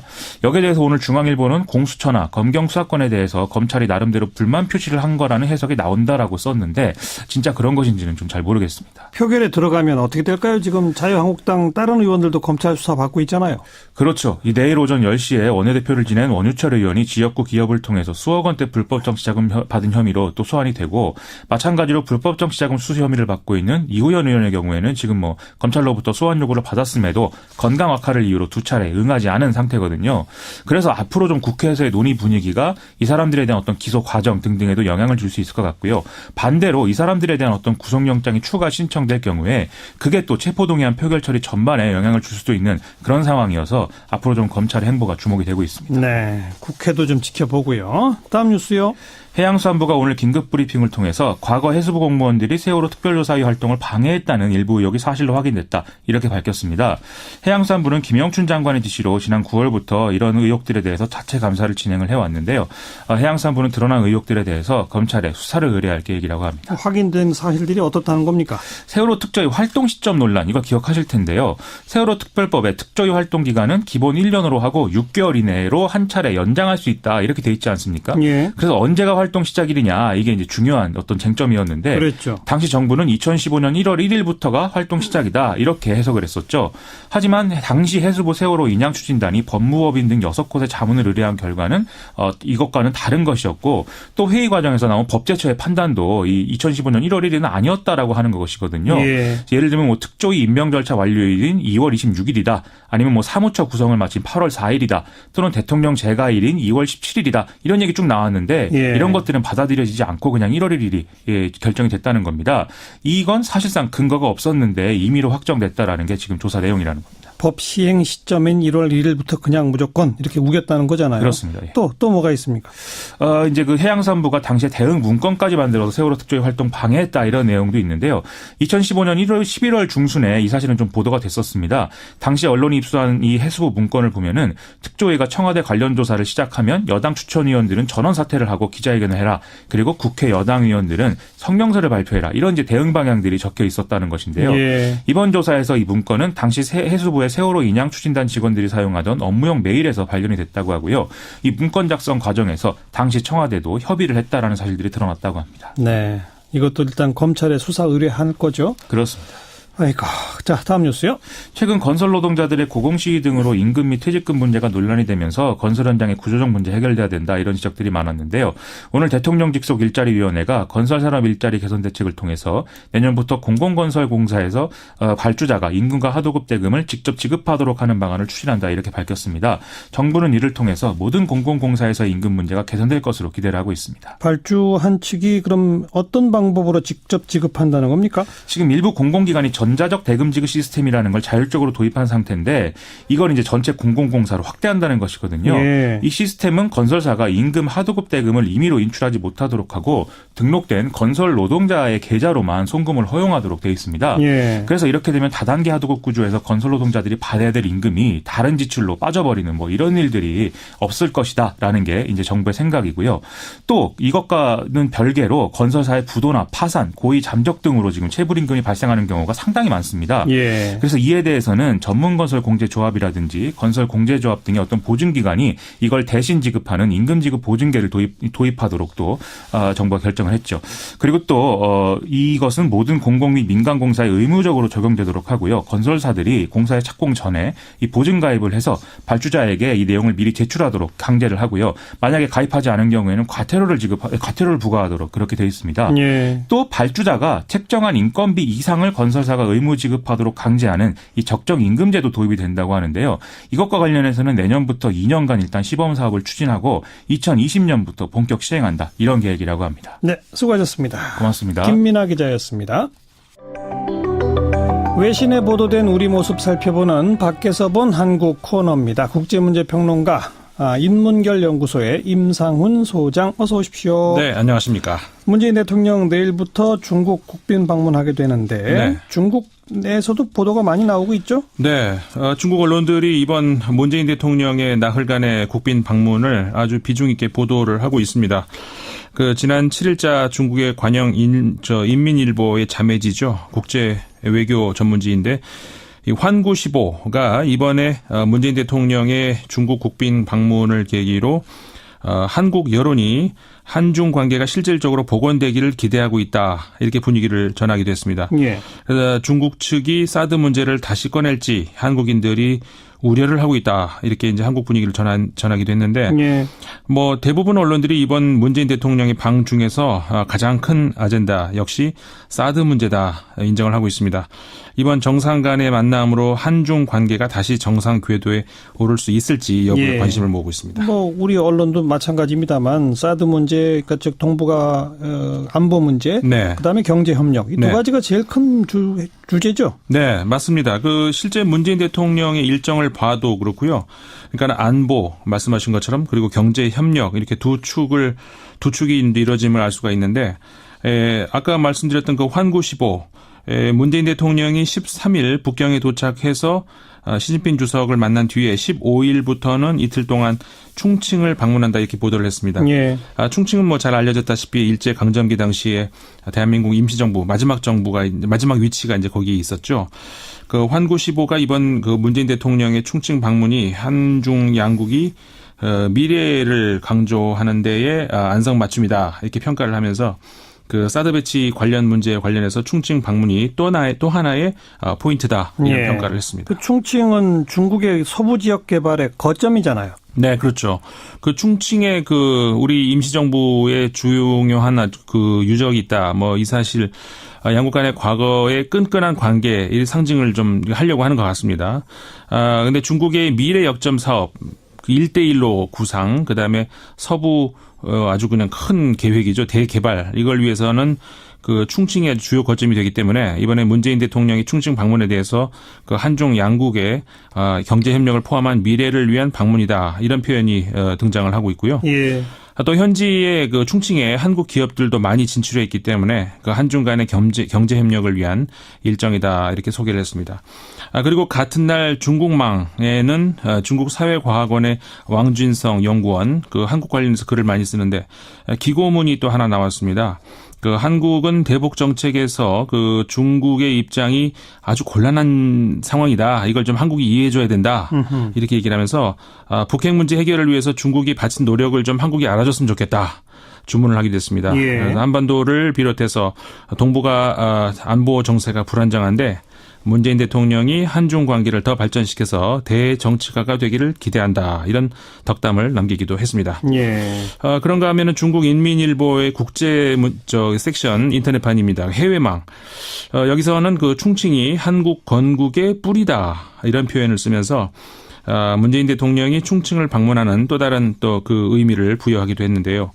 이 매체는 과거에 그 이명박 박근혜 전 대통령도 중국을 방문했을 당시에 지방 도시를 방문을 했는데 그때는 청두 그다음에 시안이었다 이렇게 언급을 하면서 문재인 대통령의 경우 충칭을 방문한 의미 이거는 독립운동 당시의 역사적 의미를 되새기기 위함임을 또 설명을 하기도 했습니다. 그런 역사적 의미에다가 플러스 미래 경제 협력의 상징 뭐 이런 네. 거지 않겠습니까? 그렇죠. 또 다른 소식 들어보죠. 중국 이야기 하나 더 전해드리겠습니다. 중국의 관영통신 인터넷판이죠. 신화망이 2017년 한국을 결산하는 논평을 냈습니다. 네. 한국 힘든 한 해를 보내다 이런 제목이었는데요. 네. 이 논평은 문재인 정부의 출범을 중심으로 해가지고 이 한국의 아주 다난했던 올 한 해 뭐 여러 가지 분야에 걸쳐서 정리를 하고 있는데 제목에서 밝히고 있는 대로 한국 정계가 발칵 뒤집히게 만들었던 그런 그 지난 정권의 정치 스캔들 이후에 정치 후폭풍 이런 것들을 거슬러서 쭉 돌아보고 있습니다. 예. 특히 이 매체는 그 한국이 그 지난 한 해 정치적 회오리가 한국 사회에서 오래 유지되어 왔던 그 정경유착에서 온 것이다 이런 진단을 하면서 혁신과 변화에 대한 국민들의 간절한 염원이 반영된 것이 문재인 정부의 적폐청산이다 이렇게 보고 있습니다. 예. 그리고 이 신문은 뭐 비유를 들었는데 병을 치료하는 데 시간이 필요하듯이 한국 사회의 뿌리 깊은 고질병, 이 정경유착을 뿌리 뽑는데 쉽게 이루어지는 것은 아니다. 시간이 필요하다. 이렇게 진단을 하기도 했습니다. 그러니까 적폐청산이라고 뭐 짧은 시간에 몇 명 처벌하고 바로 끝날 수 있는 문제가 아니다. 시간이 걸린다. 그렇죠. 그래서 뭐 일각에서 우리나라 그 국민들이 피로감 느끼기 때문에 이 적폐청산 빨리 끝내야 된다. 이런 시각과는 좀 차이가 있는 대목인데요. 단순한 상징적인 몇몇 조치로는 그 만성만 생기고 병이 치료되지 않는다 이런 의미를 읽히는데 그 신화망은 그러면서 적폐청산뿐만 아니라 외교 안보 분야도 비슷한 같은 문제로 보고 있는 것 같습니다. 예. 그 한반도 현안에 직면한 문재인 정부가 북한과 대화로 풀어가려는 방향을 외교 안보 정책의 기본으로 잡았는데 한반도 정세는 그 계획대로 흘러가고 있지 않다 이렇게 진단을 하면서 예. 이 또한 시간이 필요한 그 사안들임을 시사하게 됐는데요. 이것도 시간이 필요하다. 네. 그 조명균 통일부 장관이 지난 11월 28일 날 그 정리의 브리핑을 했던 거 이거를 좀 인용을 하고 있습니다. 예. 그러니까 문재인 정부의 대화 중점 정책에도 불구하고 한반도가 긴장 상태를 벗어나지 못하고 있는 상황. 그러면은 이제 대북 압박 정책이 이제 나오고 있는 것 이것이 그 정책 변화를 의미하는 것 아니냐 이런 기자의 질문에 예. 정부의 목표는 여전히 평화다. 현 단계에서 대북 제재 그다음에 압박 이거는 북한을 대화 또 협상의 궤도로 인도하기 위한 조치다. 이렇게 밝혔던 사실을 예. 이 설명을 하면서 인용을 하기도 했습니다. 대화와 협상이 기본적인 방향인데 거기에는 시간이 걸린다. 네. 그런 말이군요. 또 다른 소식은요? 뭐 우리 그 평창 동계올림픽 점점 가까우지 않습니까? 가까우면서 외신들의 이 관련 소식들이 늘고 있습니다. 예. 최근 들어서 그 부쩍 늘고 많아지고 있는 걸 볼 수가 있는데 일단 반가운 소식이네요. 그렇죠. 그 우리나라 제외하고 외국 언론 중에서 가장 이 평창 올림픽 소식을 많이 전했던 그리고 관심 있게 보고 있던 나라가 러시아였거든요. 그 뭐 도핑 이 문제 때문에 더 그렇겠죠. 그렇죠. 예. 워낙 뭐 스포츠 강국이기도 하지만 도핑 문제 때문에 그랬었는데 러시아 이번에 그 징계 여부, 여기에도 굉장히 관심을 크게 그렇죠. 보였었죠. 근데 푸틴 대통령이 일단 개인 자격 참가는 막지 않겠다라고 네. 발표했잖아요. 그렇죠. 사실 이번에 IOC의 러시아 평창올림픽 출전 금지 결정 이후에 러시아 선수들이 과연 개인 자격으로 출전을 해야 되는가 말아야 되는가, 이게 러시아 내부에서 찬반 논란이 굉장히 컸습니다. 그렇죠. 그래서 이제 개인 자격으로 참석을 하는 거는 러시아의 자존심 문제다, 보이콧해야 된다, 이런 주장도 사실 많았거든요. 근데 결국은 개인 자격으로 참석을 하기로 했는데, 이와 관련해서 러시아의 노바야 가제타 신문이 그 개인 자격 출전을 독려하는 기사를 8일자 신문에서 게재를 했습니다. 출전을 독려까지 했어요? 네. 예. 그러니까 이 신문이, 그러니까 러시아가 억울하고 IOC 판단이 부당하다 이렇게 주장을 하고 있는데, 하지만 도핑 샘플 바꿔치기 없이도 러시아 선수들은 메달을 획득할 수 있음을 증명하기 위해서라도 러시아 선수들은 평창에 가야 된다, 이렇게 독려를 하고 있습니다. 예. 이 신문에서 쓴 표현을 그대로 제가 옮기자면은, 이번 평창 올림픽 참가는 러시아 정부를 위한 것도, 모함하려는 자들에게 복수를 하려는 것도 아니고 러시아의 국격을 위한 것이다, 이러면서 러시아 선수들이 불리한 상황에서 얻는 메달은 더 품위가 있을 것이다, 이런 평가를 하기도 했습니다. 그러니까 러시아의 전반적인 분위기는 IOC 결정에 아주 불만이 많군요. 네, 불만이 많이 표출되고 있고요. 그리고 이제 일단 결정이 됐으니까 제재 결정이 된 이후에 어떤 선택을 할 수 있을 것인지, 그런 전망, 이런 기사들도 많이 있었습니다. 예. 현재로서는 한국행을 거부하는 선수는 아직 나오지 않고 있다, 이런 기사 보도도 있었고요. 그래요? 그리고 IOC의 결정 이후에 그 러시아 내에 한국행 항공권 검색이 증가했다, 이런 보도도 나왔습니다. 예. 그러니까 한 여행사가 IOC의 결정 이후에 한국행 항공권 그 수요 분석을 발표를 했는데, 아까 말씀드렸던 것처럼 IOC의 제재 발표 전에 이미 그 러시아 언론들이 그 평창 올림픽에 대한 관심이 상당히 높았었거든요. 네. 이번 IOC의 결정은 오히려 그래서 평창 동계 올림픽에 대한 러시아인들의 관심을 오히려 증가시킨 결과를 만들었다, 이런 분석도 또 러시아에서 나오고 있습니다. 아무튼 선수들 좀 많이 왔으면 좋겠고요. 네. 또 다른 소식이요? 올림픽이 가까우니까 또 개고기 논란이 하나둘씩 나오는 것 같습니다. 또 나와요? 네.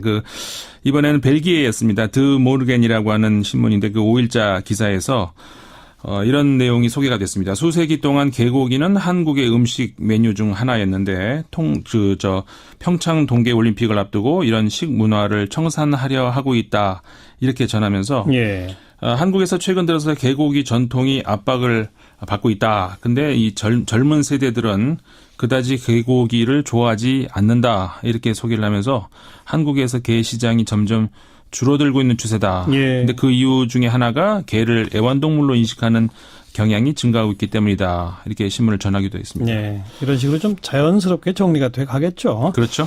자, 또 다른 이야기는요? 영국 하원 의원이 영국의 무가지 신문의 기관 글을 소개해드리겠습니다. 어제의 날짜였는데요. 제목이 한국 기회이자 영감의 원천, 이렇게 되어 있습니다. 예. 마크 필드, 보수당 의원인데요. 예. 올해 8월, 그다음에 11월 두 차례 한국을 찾은 것 같습니다. 두 번 다 여전히 한국은 생동감이 넘친다, 이렇게 얘기를 하면서, 혹시 북한 미사일이나 핵실험에 한국인들이 겁을 먹었을 것이라 생각하면 오산이다.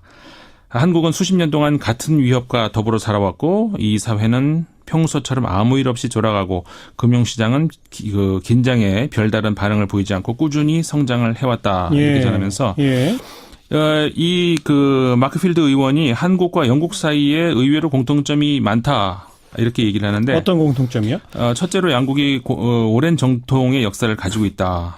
그리고 그 외에도 남수단의 평화유지 등 G20에서 유엔에서, 그리고 또 유엔에서 다양한 사안 관련해서 공조가 있다. 예. 한국 전쟁에서 같이 나란히 참여를 했고, 영국 병사들이 1,106명이 사망을 했다고 하네요. 예.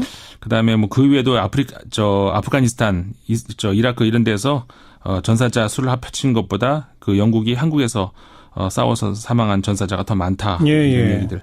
그러니까 굉장히 한국에 대한 어떤 애착 느껴지고요. 한국의 역동성과 북한의 폐쇄성을 대비하는 그런 글이었던 것 같습니다. 하원 의원의 기고문. 네. 그리고요. 또 다른 글 하나 소개해드렸습니다. 이번에는 한국의 인종차별을 고발하는 기사가 하나 있는데요. 인종차별? 네. 그러니까 홍콩 신문입니다. 사우스 차이나 모닝 포스트가 11일자 신문인데 이게 기고문이 실렸습니다. 예.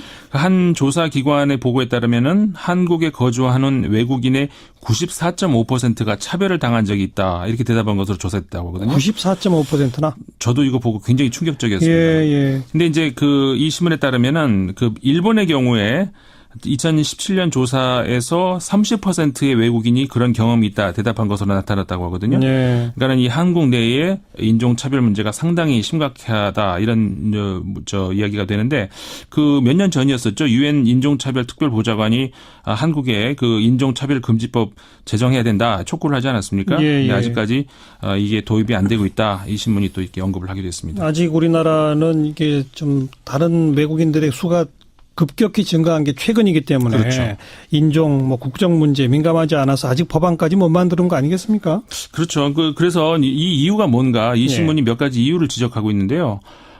우선 한국의 노동자들이 외국인 근로자들이 한국에 와서 일자리를 뺏어갈 것이다. 이렇게 우려를 하기 때문이다. 이렇게 이유를 들고 있고요. 예. 그다음에 이제 한국의 기독교 일각에서 이 같은 법안이 성소수자 이들을 보호할 것이다라는 이유로 이제 반대를 하고 있다는 것을 또 들고 있습니다. 예. 그다음에 또 하나가 이제 지금 말씀하신 것처럼 한국의 법학계에서 한국의 인종차별에 관심을 가질 어떤 필요성을 아직까지 느끼지 않고 있는 것이다. 이런 지적을 하고 있는데요. 예. 그리고 한국인들의 경우 외국인에 대한 편견이 심한 것이 좀 심하다 이렇게 이 신문이 전하고 있는데 예를 들어서 외국인 범죄에 대한 공포가 늘고 있는데 실제로 통계를 보면 2015년 3월 같은 경우에 한국인 범죄율이 3.75%, 반면에 외국인의 범죄율이 1.71%로 나타났다고 하거든요. 그러니까 외국인 범죄율은 한국 전체의 평균의 절반에 불과한 것으로 나타났다는 건데 그럼에도 불구하고 외국인들은 범죄를 많이 일으킨다. 네, 이런 식의 잘못된 인식이 퍼져 있다. 그렇죠. 예. 그래서 이제 이런 편견에 대한 극복이 급선무다 한국에서 이렇게 이 신문은 전하고 있습니다. 네. 한국에 들어와 있는 외국인의 무려 94.5%가 차별을 당한 경험이 있다라고 대답했다는 조사. 네. 이건 참 우리가 스스로를 돌아보고 좀 반성해야 할 그런 대목인 것 같습니다. 그렇죠. 네, 수고하셨습니다. 네, 감사합니다. 네, 밖에서 본 한국이었습니다. 국제문제평론가 인문결연구소의 임상훈 소장이었어요. 기사잡기 오늘 순서 모두 마무리 짓겠습니다. 몹시 춥죠? 네, 건강 유의하시고요. 내일 저녁 다시 인사드리겠습니다. 안녕히 계십시오.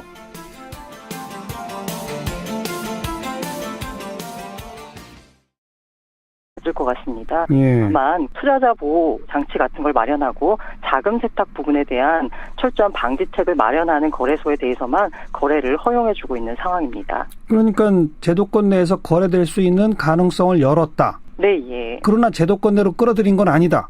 정확히 해석이 잘 안 되는데요. 예, 그게 이 비트코인이라는 이 소위 말하는 이 암호화폐라고 하는 게요. 사실 지금까지 있었던 금융상품 혹은 화폐와는 전혀 다른 새로운 것이기 때문에 해외에서도 아직까지 이에 대한 뚜렷한 입장을 밝히진 않았습니다. 다만 이게 이 암호화폐가 기반한 블록체인 기술이라고 하는 게 4차 산업혁명의 핵심 기술이다라고 하는 부분을 인정하고 있기 때문에 일단 이 가능성을 열어두면서 문제가 발생할 경우에만 개입하겠다라는 수준에서 일단은 지켜보자는 입장 정도로 정리할 수 있겠습니다. 예, 지금 짧게 말씀해 주시는 사이에 제가 모르는 단어가 여러 개 나왔습니다. 먼저 암호화폐, 그러니까 비트코인이 그 암호화폐의 일종인 거죠? 네, 예. 그게 뭔지 좀 설명해 주세요. 이 사실 우리나라에서는 가상화폐라는 말로 더 알려져 있는데요. 예. 10,000원짜리 지폐는 손에 쥘 수가 있잖아요. 예. 그렇지만 이 비트코인은 볼 수가 없다. 가상이다라고 해서 가상화폐라고 불렸습니다. 예. 그런데 사실 이 비트코인이라고 하는 건 기존에 나온 그 가상화폐, 무슨 우리가 생각할 수 있는 항공사 마일리지나 싸이월드에서 옛날에 썼던 도토리 같은 것과는 좀 개념이 다르거든요. 어허. 이것은 블록체인, 분산 원장 기술을 기반으로 한 새로운 형태의 화폐이기 때문에 암호화폐라고 부르는 것이 좀 더 정확하다라는 게 업계 입장입니다. 예. 방금 그 암호화폐를 설명하면서 블록체인 무슨 기술에 기반한 그러셨단 말이에요. 네, 예. 이제 그걸 설명해 주세요. 예, 이 블록체인 기술은 말 그대로 블록이 체인으로 연결돼 있다는 건데요. 지금까지 우리가 이제 인터넷을 생각을 하면 중앙 메인 서버가 있습니다. 그 서버에 개인들이 연결해서 뭐 서로 통신을 할 수 있고 한 건데요. 이 블록체인 기술은 중앙 메인 서버가 없습니다. 모든 개인 간의 거래 기록이 블록 안에 담기고요. 그 개인들은 그 블록의 일부분을 모두 다 공유하고 있고요. 예. 쉽게 말해서 중앙 통제 장치가 없는 서버가 없는 기술인데요. 예. 분산 원장 기술로서 새로운 기술로 각광을 받고 있습니다. 근데 그것이 4차 산업혁명의 핵심 기술인 이유는 뭡니까? 이게 분산 원장을 하면 사실 지금 그 컴퓨터 기반으로 해서 가장 문제가 되는 게 해킹이잖아요. 그렇죠. 근데 이 분산 원장을 하면 모든 거래 기록이 각각 개개인의 컴퓨터에 담긴다고 생각하시면 됩니다. 예. 그렇기 때문에 이 해커가 만약에 해킹을 하고 싶다. 그러면 이 모든 수백만 수천만의 컴퓨터를 다 해킹을 해야 되는 상황이 벌어지는 거죠. 아하. 보안을 걱정하지 않아도 되는 신기술이다. 이런 의미로군요. 네, 예. 그 신기술에 기반해서 암호화폐라는 것을 누군가 처음 창안해서 만들어낸 거고, 그죠? 네, 예. 근데 그 신기술에 의한 암호화폐 그 가운데 비트코인은 딱 그 생산량이라는 게 정해져 있다면서요? 그걸 뭐 채굴 한다고 한다는데 그것도 좀 설명해 주세요. 비트코인의 원리를 담은 보고서가 처음 나온 게 2008년 11월이거든요. 예. 그때 생각하시면 2008년 9월에 바로 글로벌 금융위기가 터졌죠. 그랬죠. 예. 그러면서 그 미국 정부가 금융위기를 극복하는 대안 중에 하나로 한 게 달러를 찍어내는 거였습니다. 예. 그러면서 전 세계로 달러가 풀리면서 실물 자산의 가치가 떨어졌죠. 예. 그런 데 대한 문제의식을 갖고서 이 나카모토라는 사람은 발행량을 제한해서 화폐 가치가 떨어지지 않는 화폐를 만들어보자 라고 했던 겁니다. 이렇게 발행량이 정해져 있다라는 사실 때문에 지금 그 희소성이 있는 거잖아요. 뭐 쉽게 생각하면 발행량이 2100만 개면 우리나라 국민 한 명이 한 비트코인 한 개를 갖기도 힘든 상황입니다. 못 갖는 거죠? 네, 예. 그래서 이렇게 희소하다는 점 때문에 최근 들어 비트코인 가치가 급등하고 있습니다. 네. 그런데 이걸 가지고 무슨 뭐 옷을 사거나 집을 사거나 차를 사거나 이럴 수 있는 사건은 사실은 이제 어떻게 발생을 했냐면 2007년 4월에 강정마을에 임시총회가 87명으로 해서 유치 결정을 하게 되어집니다. 예.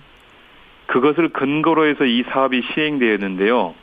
그 마을 내부에서 이것이 무효라는 마을총회를 재차 열게 되어집니다. 2007년 8월 26일에 마을총회에서 725명이 참가한 가운데 680명이 반대로 부결이 되어지는데 그렇게 되었음에도 불구하고 마을이 이 사업을 유치했기 때문에 사업을 추진한다라고 정부는 해왔습니다. 마을의 의사에 반해서 진행되어진 거기 때문에 그런 의사에 반영되어서 절차적으로 문제가 있다라고 그 주민들은 지적하고 지금까지 10년 넘도록 싸우고 있는데요. 결국 이제 이렇게 국민들의 의사에 반대의 의사를 이렇게 반대하는 의견에 대해서 정부가 소송으로 맞대응을 하게 되어진다라면 결국 국민들의 의사 표현의 자유가 제한되어진다라는 게 제 생각입니다. 그렇기 때문에 좌파들이 폭력을 행사해서 깽판을 쳤다고 얘기하는데 전혀 그런 일은 없고요. 관련 사업이 늦어진 것에 대해서도 법률적으로 다툼이 충분히 가능한 상황 안에 있었습니다. 알겠습니다. 그러니까 원천적으로 지역 주민들의 동의를 구하지 못한 채 강행한 그 잘못부터가 있기 때문에 그 책임을 그 지역 주민들한테 물릴 수 없다. 이 논리시지 않습니까? 그렇죠. 그럼에도 불구하고 정부가 소송을 제기했던 거 작년 3월에 그거에 대해서 우리 위성권 의원은 전략적 봉쇄 소송이다 이렇게 표현하셨던데 무슨 뜻입니까? 전략적 봉쇄 소송이라는 건 어떤 거냐면 이제 비판이나 반대의 의견을 잠재우기 위해서 민사 소송이나 형사 고소를 남발하는 것을 얘기하는 건데요. 이제 해외 사례에서 아마존 숲 파괴를 우려해서 그린피스 회원들에게 맥도날드가 거액의 명예훼손 손해배상을 낸 사례들이 있습니다. 이런 사례들을 이제 전략적 봉쇄 소송이라고 하는데 결국 국민들이 그 거대한 권력이나 아니면 큰 자본이 추진하고 있는 사업에 대해서 반대할 여자가 있으면 그것에 대해서 우선적으로 소송을 걸어서 다음부터는 그렇지 못하게 만드는 그러한 행위라고 볼 수 있겠습니다. 이번 행위는 당연히 그런 거죠. 국민들에게 이제까지 단 한 번도 정부 정책에 반대한 것에 대해서 구상금을 청구해 본 적이 없습니다. 정부가. 전례가 없죠. 그런데 이번 해군기지만 그렇게 전략적 알겠습니다. 공소성처럼 소송의 구상금을 청구한 거죠. 기업체들이 노조가 파업하면 손해배상 소송 내고 가압류하고 뭐 이게 워낙 사회적 문제가 되어 왔지 않습니까? 정부가 비슷한 일을 했던 거죠, 사실. 예, 그렇습니다. 그래서 이제 우리 안호영 의원과 금태섭 의원님께서 관련 법안도 지금 제출돼 있습니다. 예. 알겠습니다. 이제 좀 강정마을 평화를 찾았으면 좋겠네요. 여기까지 말씀드릴게요. 고맙습니다. 예, 감사합니다. 더불어민주당 위성권 의원이었습니다. 비트코인이 요즘 아주 난리입니다. 우리 정부는 비트코인 거래를 전면 금지하는 방안까지 검토하고 있다. 이런 소식이 전해지는데요. 그런데 어제 오전에 세계 최대 선물 거래소인 시카고 옵션 거래소에서 비트코인 선물 거래가 시작됐고 비교적 성공적이었다. 거래량도 예상보다 많았다. 이런 평가가 나오네요. 그럼 미국은 이걸 제도권 내로 끌어들인 것인지 어떤 것인지 궁금증이 참 큽니다. 중앙일보의 고란 기자를 연결해 봅니다. 안녕하세요. 네, 안녕하세요. 예, 시카고 옵션 거래소에서 선물 거래를 시작했다. 미국은 그러면 이걸 제도권 내로 끌어들인 거로 해석해야 됩니까? 이게 무슨 뜻이죠? 정확히 말하면 제도권으로 끌어들였다라기보다는 비트코인 거래를 제도권 내에서 가능하도록 길을 열어줬다. 이 정도로 해석하는 게 더 맞죠. 완전히 정상화하는 계기로 삼고 싶은데 예. 중국이 그렇지 않은 것 같다는 거죠. 중국은 계속 사드 얘기한다는 맞아요. 거고. 그렇죠. 예. 앞서 한중 양국의 10월 31일 합의라는 게 있었어요. 예. 사실 내일 중국 방문도 그 후속으로 이루어지는 거죠. 그 합의가 뭐였죠? 이른바 이제 3불 원칙이라고 이야기하지 않습니까? 예. 그러니까 사드 배치 이후에 이게 다 경색됐으니까 이걸 정상적인 발전 궤도로 조속히 회복해 나가자. 그러면서 3불 원칙이라는 걸 한 게 사드 추가 배치 불가, 미국 미사일 방어 체제에 한국은 참여하지 않는다. 한미일 군사 동맹은 추진하지 않는다. 이거예요. 네. 특히 중국이 계속 말이 많은 게 이게 뭐 약속이냐, 노력한다는 거냐, 그 시제가 뭐 현재로선 하지 않는다냐, 앞으로 영원히 하지 않는다냐, 이런 걸 가지고 계속 말이 있는 거예요. 예. 시진핑 주석 같은 경우에는 베트남에서 문 대통령 만났을 때 뭐 역사 앞에 책임 이런 문구까지 사용을 했었거든요. 우리 정부는 근데 그 사드 추가 배치 안 된다, MD에 불참한다, 한미일 군사동맹을 추진하지 않는다, 이거는 원래부터의 우리 정부가 계속 취해온 자세를 그대로 확인하는 거다. 이런 입장인 거죠. 거기다 우리 주권 문제가 있지 않습니까? 이걸 뭐 영원히 안 한다 이런 거 중국하고 약속할 일이 아니잖아요. 이런 문제는. 그래서 이번 정상회담에서 완전히 이게 뜻이 같이 되기가 어려울 것 같다라는 게 이제 바로 드러난 게 그 회동 마친 다음에 언론에 대한 행사예요. 뭐 그래서 공동 성명을 아예 없다면서요? 맞습니다. 제가 설명을 해드리자면은 양 두 나라 정상이 회담을 하고 나면은 제일 높은 수준의 언론 응대가 공동 기자회견입니다. 예컨대 돌발 질문이 나올 수도 있잖아요. 거기에도 막힘이 없을 만큼 양국이 완전히 뜻을 같이 한다는 거죠. 기자들의 모든 질문에 답하겠다. 그 다음이 공동 성명입니다. 이거 이제 기자 설명 질문은 없고 그냥 성명까지는 낸다. 그렇죠. 그 다음이 이제 공동 언론 발표인데 이건 질문을 안 받는데 정제된 문장으로 양국이 공통으로 인식을 같이 한 것만 서면으로 밝혀가지고 해석의 여지를 남기지 않는다는 거죠. 그런데 이번에 공동 성명이 없다는 얘기는 뭘 한다는 겁니까? 각자 알아서 하는 겁니다. 공동 언론 발표도 없어요? 그것도 없어요? 양국이 이게 알아서 하기로 돼 있다. 그래요? 물론 이런 경우에도 물밑에서 상대방 발언 수위 등에 대한 조정 같은 걸 시도하긴 해요. 하지만 최악의 경우에는 서로 다른 이야기가 나올 수 있다는 거죠. 이번 같은 경우에는 앞서 말씀드린다시피 이제 사드가 뜨거운 감자인데 우리가 좀 짐작해 볼 수 있는 게 이런 게 있습니다. 보통 해외 순방 전에 대통령이 상대국 주요 언론하고 인터뷰를 해요. 그렇죠. 오늘 문 대통령이 중국 관영 CCTV하고 인터뷰한 게 중국에서 방송이 됐습니다. 기자 질문이 어떤 게 있었냐면요. 중국어에는 언필신 행필과 라는 말이 있다. 말에는 반드시 신용이 있고 행동에는 반드시 결과가 있어야 된다는 말이다. 수억 명의 중국 시청자들을 위해 어떤 방향으로 한국이 노력하겠다는 것인지 구체적으로 말씀해달라. 저는 좀 무례하게 느껴졌거든요. 중국 CCTV는 또 관영 언론이지 않습니까? 이게 정부의 시각이 반영된 질문이라고 볼 수 있는 거죠. 이런 질문에 대해서 뭐라고 답변했나요? 문 대통령은 우리가 했던 그 원칙 내에서 계속 이야기를 했는데 뭐 약속이다, 영원히 하지 않겠다 이런 이야기는 안 하는 거죠. 대통령 할 수 없고 해서도 안 되는 것이고. 그런데 이제 3차례, 4차례 오늘 질문이 있었더라고요. 그래서 공동 성명도 공동 언론 발표도 없이 각자 정부가 알아서 결과를 발표한다. 그렇죠. 참. 그리고 이번에 충칭도 방문한다면서요? 맞습니다. 그 충칭은 인구 3천만이에요. 세계 최대 도시 중에 하나인데 예. 그 역대 대통령들이 상하이를 간 적도 있고 이렇습니다만 이번 문 대통령이 충칭을 방문하는 거는 다목적 보석인데 우리 입장에서 보면은 충칭은 현대차하고 SK 하이닉스 등 기업들이 다수 진출해 있고 네. 김구 선생이 이끈 대한민국 임시정부 청사하고 독립유전지가 유적지가 보존된 도시예요. 예. 중국 입장에서 보면은 1대1로라고 중국에서부터 이제 쭉 유라시아 대륙을 관통하는 그거 지금 아니잖아요. 그렇죠. 이게 바로 그 소위 그 회의론자들이 제기하는 문제인데요. 예. 비트코인이 그럼 화폐냐? 이러면 화폐의 기능을 살펴봐야 될 텐데 화폐의 그렇죠. 기능이 첫 번째는 교환의 매개죠. 이걸 내고서 뭘 살 수 있어야 되는데 예. 현재 국내에서 비트코인을 결제 수단으로 받는 가게가 뭐 있기는 있다라고 합니다. 그래요? 근데 실제 가서 비트코인으로 저 결제할게요 이러면 종업원들조차 우왕좌왕하면서 어떻게 해야 되는지 모르고 있다고 하는데요. 뭐 전 세계적으로는 가맹점이 수만 개는 된다고 하지만 예. 이 소위 우리 저 최대 카드 업체인 비자 카드 가맹점과 비교하면 뭐 이건 비교할 수도 없는 수준인 거죠. 예. 이제 두 번째 화폐 기능이 가치의 척도인데요. 가치가 일정해야 되는데 이 어제는 커피 한 잔이 비트코인 0.1개였는데 오늘은 갑자기 가치가 떨어져서 0.5개를 내야 커피 한 잔을 사 먹을 수 있다면 이건 화폐로서 기능을 못하는 거잖아요. 그렇죠. 그래서 화폐가 안 된다고 하는 거고 예. 세 번째가 가치 저장인데 이게 지금 현재로서 가격은 막 급등하고 있는데요. 사실 이게 가치가 하루순간에 제로로 폭락할 수도 있습니다. 그렇겠죠. 예. 네. 예. 비트코인이 가치라고 하는 건 이 비트코인을 사는 사람들의 신뢰에 기반한 거거든요. 그런데 하루아침에 이게 신뢰가 깨지거나 아니면 전 세계 정부가 나서서 야, 비트코인 거래를 우리가 전면 금지하겠다 이러면 비트코인 가치가 제로가 되는 거죠. 그렇죠. 비판하는 사람들은 이런 문제점을 지적을 합니다. 예.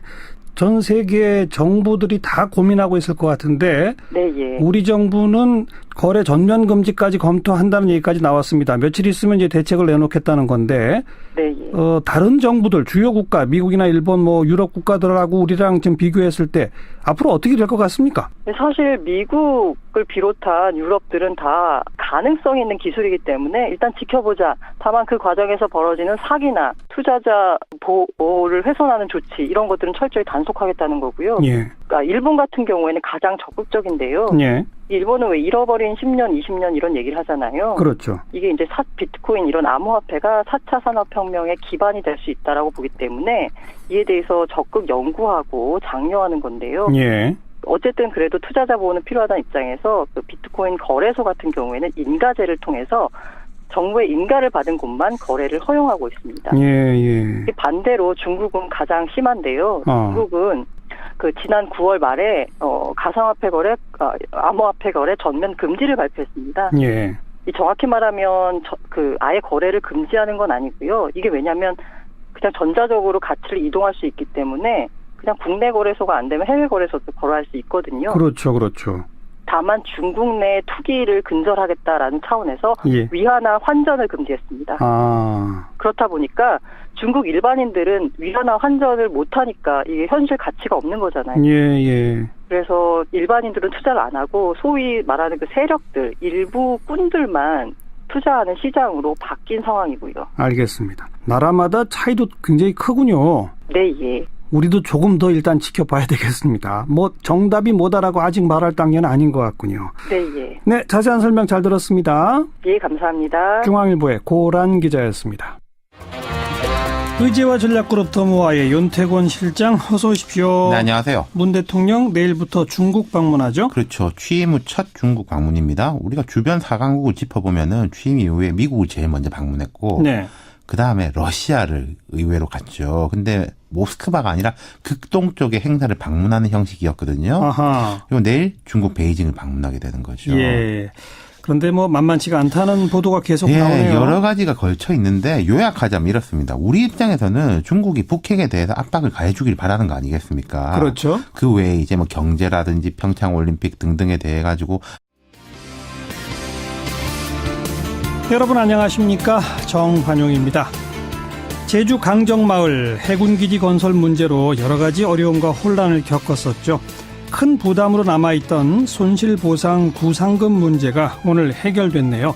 정부가 오늘 구상금 34억 5천만 원 청구를 취하하기로 한 건데요. 잠시 후 이 문제와 관련한 결의안까지 대표 발의했던 더불어민주당 위성곤 의원 연결해서 설명 들어보겠고요. 잘 이해가 안 되기도 하고 또 여러 가지 논란을 빚고 있는 비트코인 문제. 국내에서는 거래 전면 금지까지 검토한다는 얘기가 들리는데, 하지만 시카고 옵션 거래소에서는 또 활발하게 거래가 됐다고 그러죠, 어제부터. 오늘 중앙일보 고란 기자로부터 좀 친절한 설명 들어보겠고요. 7시 5분 시작되는 2부에서는요, 직장 갑질에 대해서 이야기합니다. 올해 가장 큰 화제가 됐던 단어가 바로 이 갑질 아닌가 싶은데, 직장 갑질 해결을 위해서 만들어진 직장 갑질 119라고 하는 단체가 있습니다. 여기 활동하는 박점규 운영위원, 또 윤지영 변호사 두 분 스튜디오에 직접 초대해서 자세한 이야기 들어보고요. 외신에 보도된 우리 모습 살펴보는 밖에서 본 한국 코너까지 2부 시간에 준비하겠습니다. 잠깐 광고 듣고 출발하죠. 정부는 오늘 제주 강정마을 관련 구상금 34억 5천만 원 청구를 취하하기로 결정했습니다.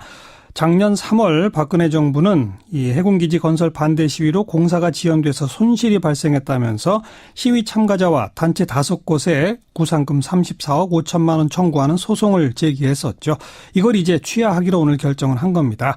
정부의 이번 결정 끌어내기 위해서 결의안까지 대표 발의했던 더불어민주당 위성곤 의원을 연결해 봅니다. 위 의원 안녕하세요. 예, 안녕하세요. 반갑습니다. 오늘 국무회의에서 소송 취하 결정을 내렸습니다만 정확히 말하면 법원의 강제 조정안을 수용하기로 한 거죠? 예, 맞습니다. 법원이 강제 조정을 뭐라고 했습니까? 결정사항 그렇습니다. 원고는 피고들에 대한 이 사건 소를 모두 취하고 피고들은 이에 동의한다. 원고와 피고들은 이 사건 제주 민군복합형 관광미항 건설공사 과정에서 발생한 사안과 관련하여 이후 상호 간에 일체의 민형사상 청구를 제기하지 아니한다. 예. 3번 원고와 피고들은 상호 간에 화합과 상생 및 강정마을 공동체 회복을 위하여 노력한다. 4번 소송 및 조정 비용은 각자 부담한다. 이 네 가지 사안에 대해서 법원이 결정사항을 조정안을 냈고요. 예. 관련해서 당사자인 정부와 강정마을회가 모두 동의를 했습니다. 법원은 왜 이런 강제 조정안을 만들었습니까? 지금 일어나는 분쟁이 계속될 경우 당사자들 간의 이익과 손실의 정도가 더욱더 더 늘어날 거라고 판단했기 때문에 이걸 정절하고 공평하게 하기 위해서 결정 조정을 하였습니다. 그러니까 법원의 판단은 해군기지 건설에 반대해서 그것 때문에 공사가 지연됐다고 해서 그 비용, 그 손실을 그 반대 시위한 사람들한테 부과시키는 건 좀 무리하다, 이런 판단을 한 건가요? 예, 그런 판단을 한 것이고요. 또 그 소송이 계속 진행되어서 실질적으로 그 지역 공동체 화합이라든가 이미 이제 군 기지가 건설돼 있고 이미 군대가 주둔해 있기 때문에 별로 이렇게 도움이 되지 않는다, 이렇게 보신 것 같습니다. 예. 그렇게 되면 이 구상금을 정부가 받지 못하면 결국 그 손실 비용은 그냥 정부가 떠맡게 되는 거죠? 예, 그렇게 되어지는 거죠. 거기에 대해서 지금 자유한국당은 좌파들한테 아무리 폭력을 행사하고 깽판 쳐도 감옥 가고 돈 물어주지 않는다는 믿음을 강화한 것이다, 이렇게 비판하고 나섰는데 어떻게 생각하세요? 이